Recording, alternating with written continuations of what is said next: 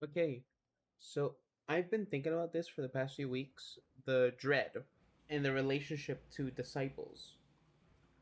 Like we know that the subjugators, the omen and the subjugator, they're imprints of Roke. They're basically Roke clones.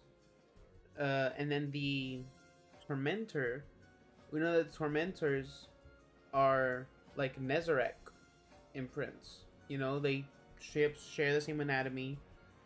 Differences, the major differences, the sizes that they come in, and if you look at the Luminality strike, uh, the Tormentor boss in that strike is basically wearing a Tormentor version of Nezarek's Sin.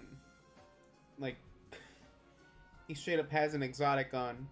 So we already know the subjugators and the tormentors. They're just clones of existing disciples. So what does that say about the rest of them? You know, we already know that is it Atsat?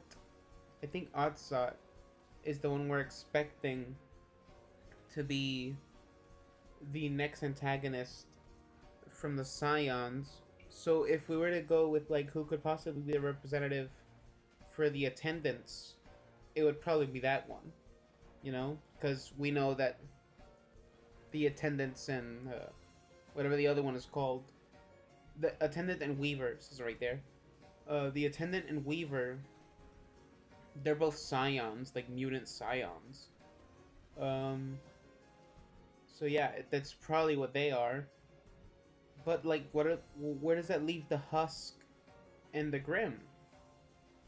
You know, I was almost expecting to see like a giant grim in the raid, you know, because I was like, well, if if the tormentors are copies of Nezarec and the subjugators are a copy of Rolk, then there must be something uh like a giant grim, you know? Like sure we do know that there are more disciples. We know because there's lore about there's another disciple that just he's unnamed, but it looks like he's against. No, well, no, not against. It's just that he has some choice words that the witness doesn't like because he's like, oh, well, what about the final shape? Why is it so different? Why do you allow us to have so many different interpretations of it when you clearly have a different version from the rest of us?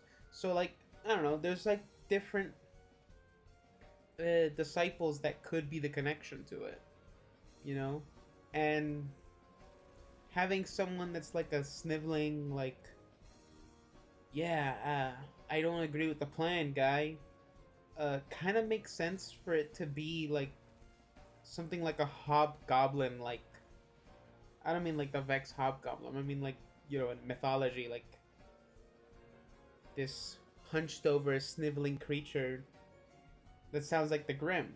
You know, we know that when they first appear, the Grim are referred to as remnants of a conquered civilization, which makes sense. That's most likely it.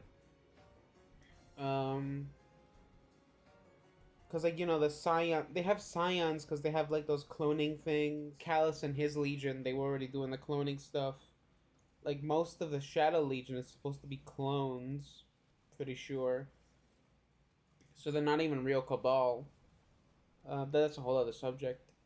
Um, but yeah, but even if there might be a bigger Grim, we can still see that with both the Grim and the Husk, there's like that they're like cut up still.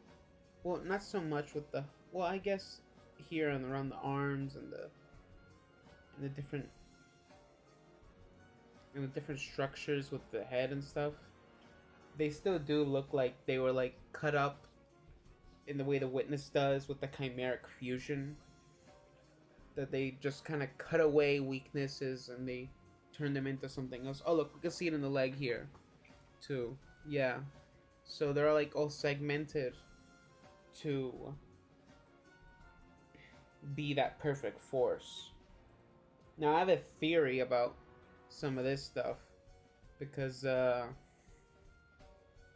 if we look at the Grim, it's also like a combined thing. So my theory is that just like the Tormentors, I don't think they're exactly clones of Nezarec.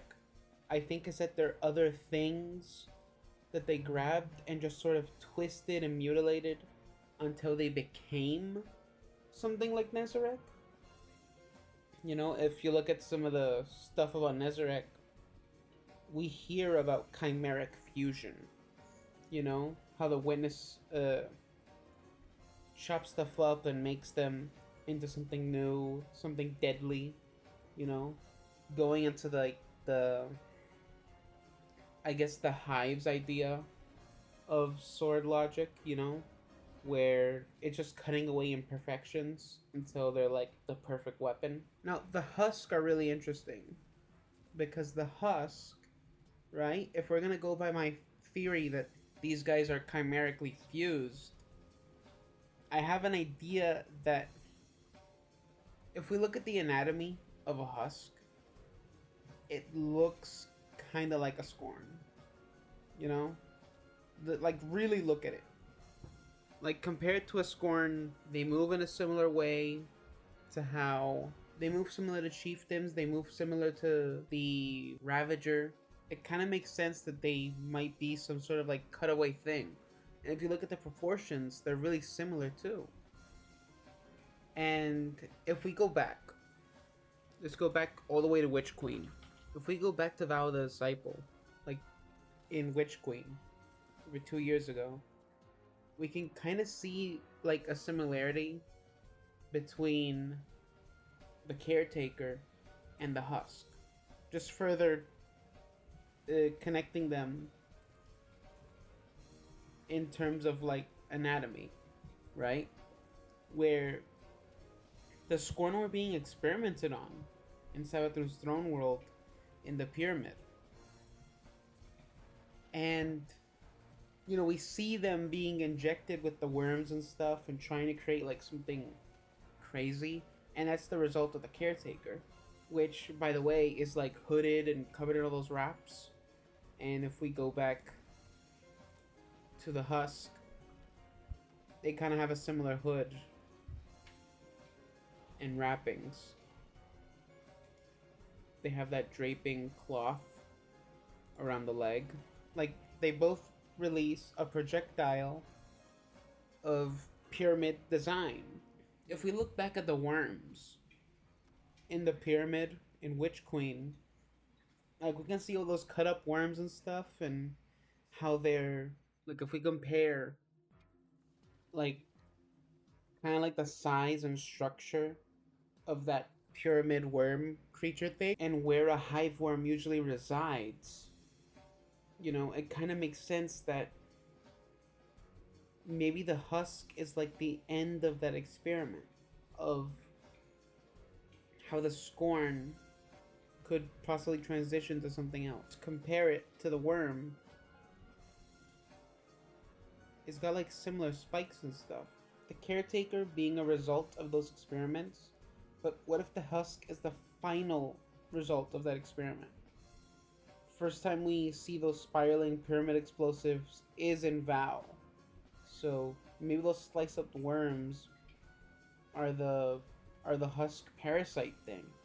The thing that swirls around inside them, and size-wise it makes sense. The Husk movement is quite similar to that of a fallen captain or Scorn chieftain. They even do like that spinning toss where they throw like a flame at the player. If they're like the Grim and are just like another species, which would make sense, but that could be just another explanation. So my question is, can we assume the number of disciples mirror that of the Dread? Are there two or three more disciples we haven't seen yet? And if the Grimm have their own disciple, could it be some giant bat monster thing? That'd be freaking cool. You know, it's interesting, is all. The correlation between Dread and Disciple. But, yeah. I'm just kind of rambling on about this because it's interesting and I haven't seen anyone talk about it. I like the idea that they could have the nuance of being these twisted, altered versions of enemies we already know. Because that's what we see with the Scions, you know? Is it so far fetched to think that maybe the Husk or Grimm could be some kind of fused species that we haven't seen? And do they have a disciple representative? There's just a lot to explore with this concept. But thanks for watching. Thanks for listening, I guess. Yeah, I didn't plan on making more Destiny videos, but I really am enjoying it. Anyway, bye.